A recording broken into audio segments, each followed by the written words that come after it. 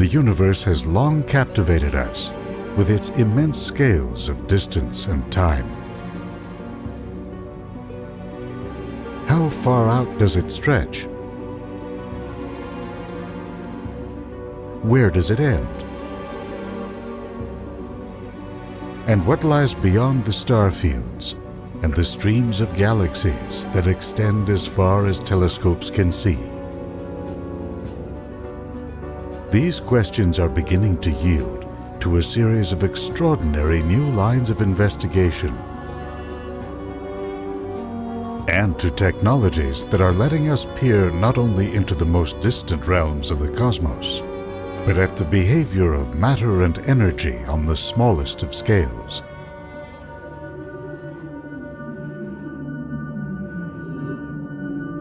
Remarkably, our growing understanding of this kingdom of the ultra-tiny inside the nuclei of atoms is now enabling us to glimpse the answer to the ancient question: how large is the universe?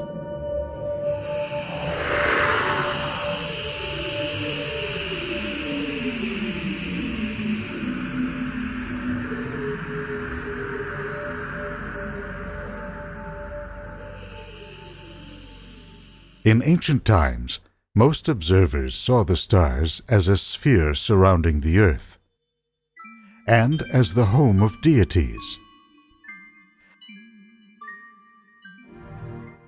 The Greeks were the first to see celestial events as phenomena, subject to human investigation, rather than the fickle whims of the gods.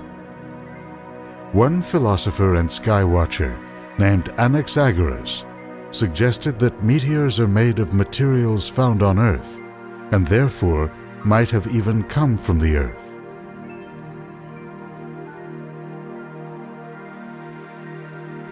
Those early astronomers built the foundations of modern science. But they would be shocked to see the discoveries being made by their counterparts today.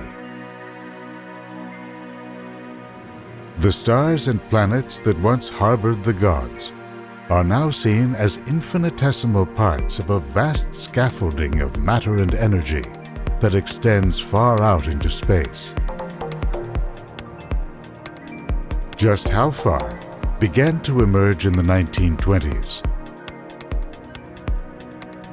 Working at the huge new 100-inch Hooker telescope on California's Mount Wilson, astronomer Edwin Hubble, along with an assistant named Milt Humason, analyzed the light of fuzzy patches of sky, known then as nebulae.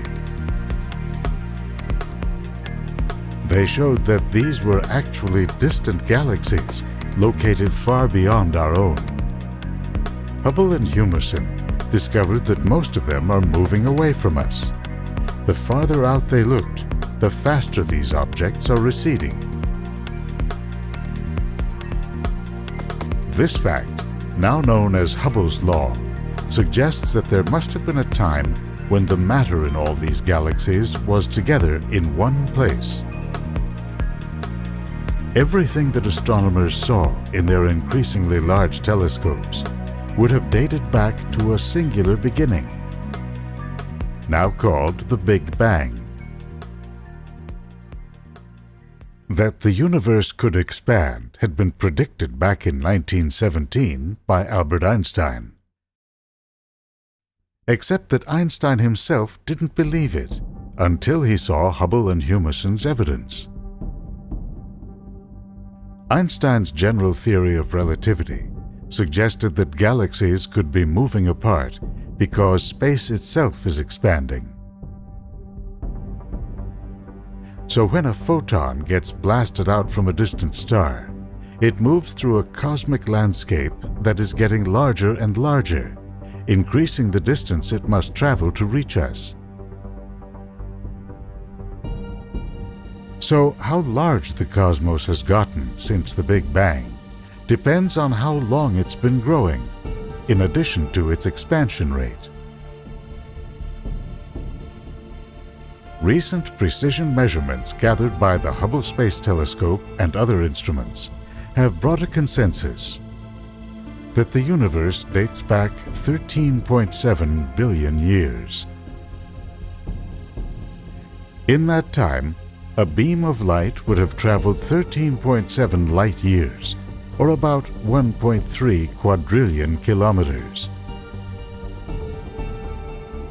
But taking into account the expansion of the universe, the most distant galaxies discovered by the Hubble Space Telescope are actually 46 billion light-years away from us in each direction, and almost 92 billion light-years from each other. So, is that the size of the universe? It's not, according to a dramatic new theory that describes the origins of the cosmos. It holds that our 92 billion light-year patch is a mere speck within the universe as a whole. The theory is based on the discovery that energy is constantly welling up from the vacuum of space in the form of particles of opposite charge, matter and antimatter. Back in the 1980s, the physicist Alan Guth proposed that energy fields embedded in the vacuum of space had suddenly tipped into a higher energy state, causing space and time to literally inflate. The universe went from atomic size to cosmological size within an infinitesimally short time. As a result, according to Guth's calculation, the universe as a whole would have grown to some 10 billion trillion times the size of the observable universe. That's a 10 followed by 24 zeros. Put another way, the whole universe is to the observable universe, as the observable universe is to an atom.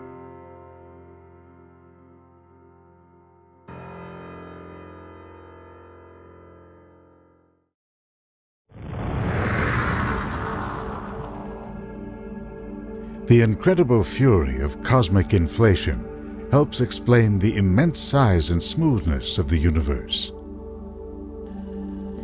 But to succeed, the theory must also account for how the universe produced what we see around us.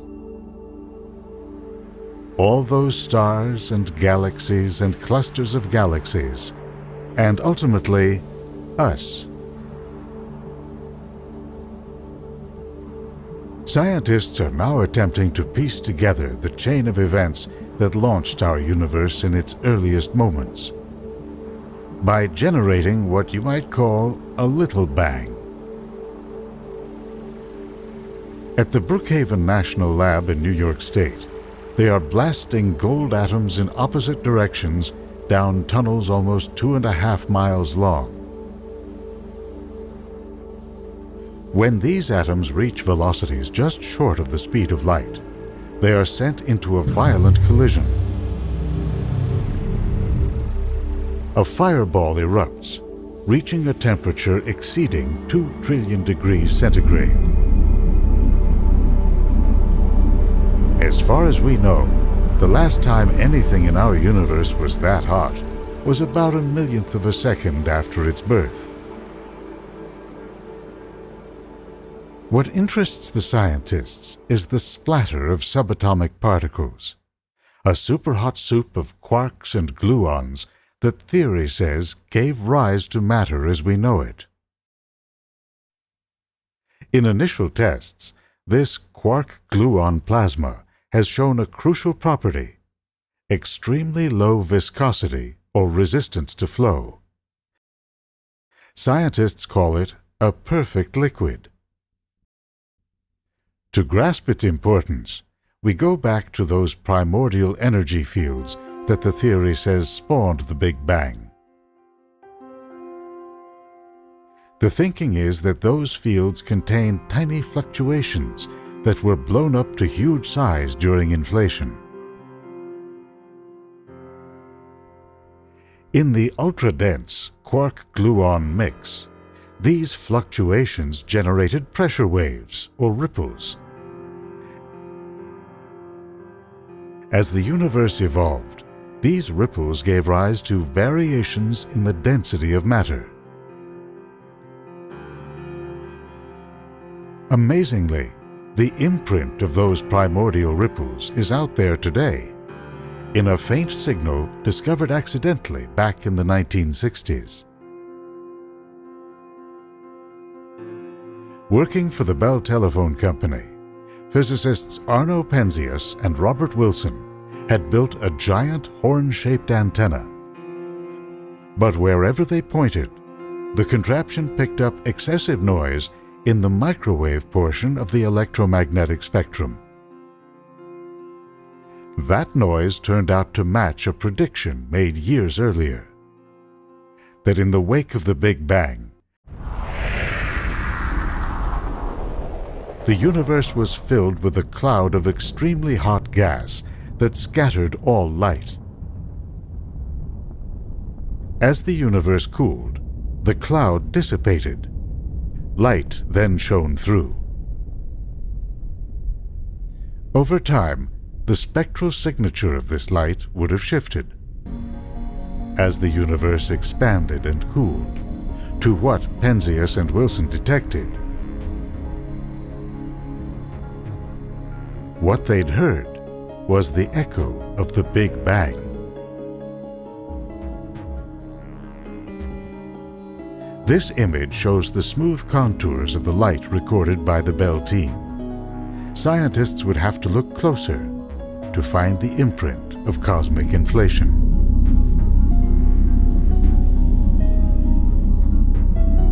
The Space Shuttle Discovery lifted the Hubble Space Telescope into orbit on April 24, 1990, in one of the most important scientific milestones of our time. Another launch, arguably just as important, took place 5 months earlier.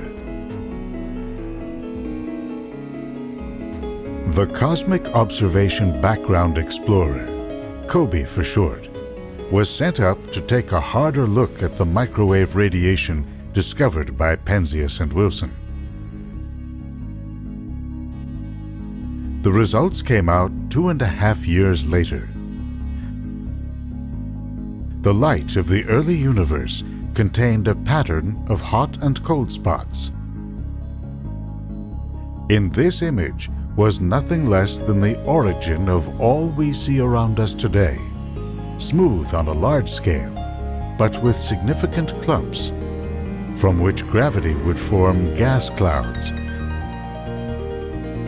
then stars and galaxies.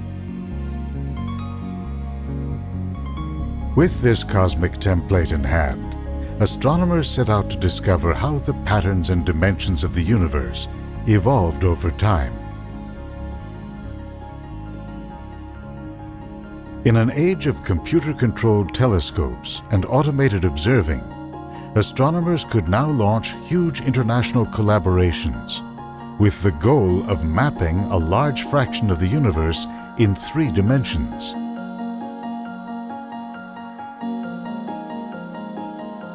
At Apache Point in New Mexico, the Sloan Digital Sky Survey set the standard for mass production astronomy.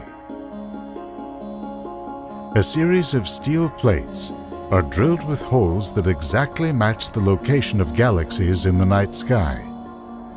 After plugging fiber optic sensors into the holes, the plates capture the light of hundreds of galaxies per night. From that light, the astronomers calculate their distances from Earth.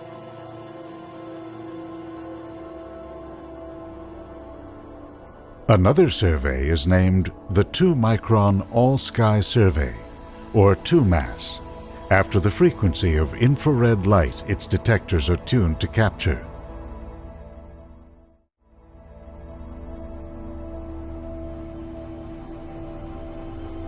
In this image, the 2MASS data covers a region 60 million light-years across.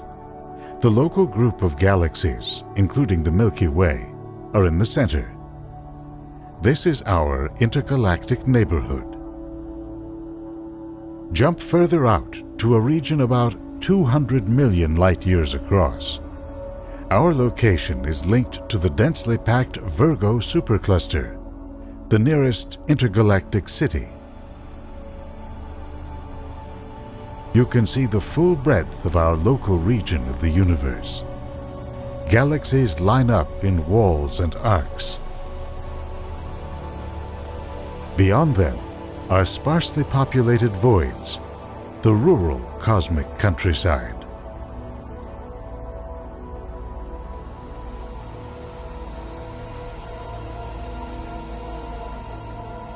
Moving out with the data, this region is over 650 million light-years across.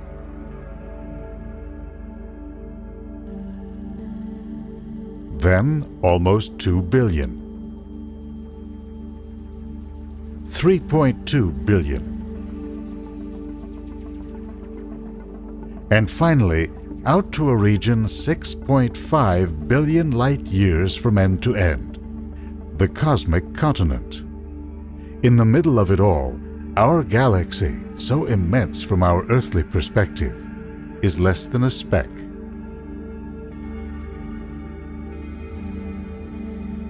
The two-mass study, the Sloan Digital Sky Survey, and the 2-degree field in Australia have extended our maps to a quarter of the way back to the beginning of the universe. They have laid out a grand cosmic roadmap.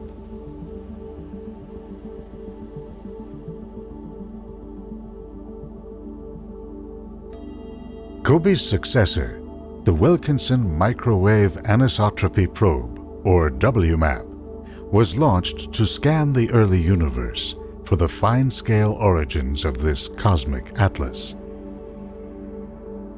WMAP traveled beyond any interference from Earth to a position balanced between the Earth and the Sun. There, for 2 years, its detectors took in the pristine light of deep space. This is what WMAP saw. Tiny-scale structures that inflation would have laid out at the very birth of the cosmos. And a pattern consistent with the filaments and voids that had evolved in the universe at large. Scientists are poring over the WMAP data for clues to the true dimensions of the universe. One group, for example, looked for repeating patterns that could be evidence of pressure waves that ricocheted through the hot gas of early times. They saw none, which implies that the universe had grown so large during inflation that such waves could not cross it. Then they did the math and reported that the entire universe must have a minimum diameter of 78 billion light-years. So what is its maximum size? And what's beyond that? We will never know for sure what lies beyond our visual horizon, but astronomers are turning up some surprising hints in the universe they can see. To ancient observers, the universe was made of 5 classical elements: Earth, water, air, fire, and a 5th, quintessence, or space. Aristotle believed the stars, unchanging and incorruptible, were made of this 5th element. Today, we are finding that space, in fact, has a character of its own. Astronomers have calculated the gravitational pull needed to bind stars as they orbit a galaxy, or galaxies as they orbit a cluster of galaxies. They have found that there is simply nowhere near enough visible matter there to hold these structures together. The missing ingredient, its identity still unknown, they call dark matter. In supercomputer simulations of cosmic evolution, dark matter is added in to supply the gravitational tug needed to form the web pattern of filaments and walls, voids and dense clusters we see in the universe at large. But something else appears to be happening on these large scales. Astronomers have been making refined measurements of the cosmic expansion rate. They wanted to know if gravity was slowing down the pace at which the universe is growing. The markers they used, type 1a supernovae, are thought to burn at uniform intensities throughout the universe. By measuring changes in the brightness of these so-called standard candles at various distances, the researchers can spot changes in the cosmic expansion rate.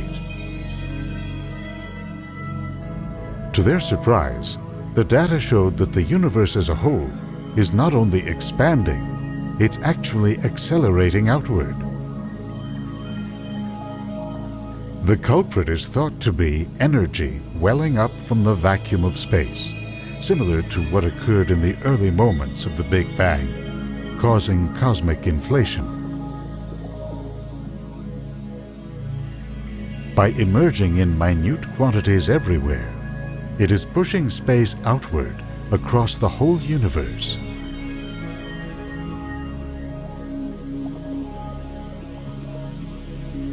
Over time, this so-called dark energy has grown to an astonishing 3/4 of all the matter and energy in the universe.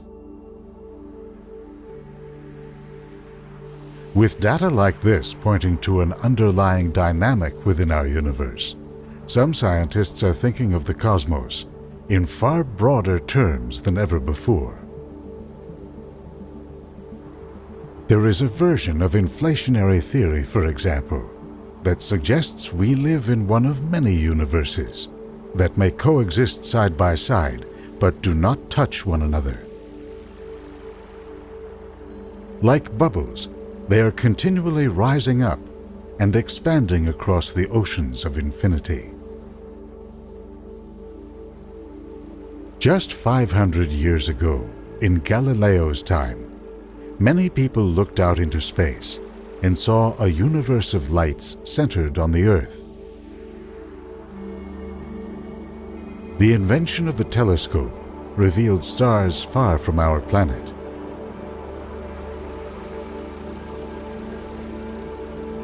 Then galaxies,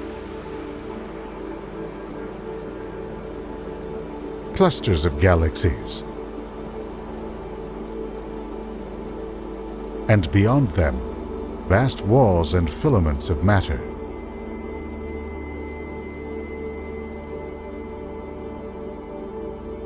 Newer ideas about the size of the universe amount to a quantum leap in our sense of scale by extending these structures far, far beyond our horizon. Do these discoveries push us, on our tiny, out-of-the-way planet, into a smaller and smaller corner of creation? Or does our ability to comprehend and imagine the far limits of time and space somehow expand our importance in the grand scheme of things?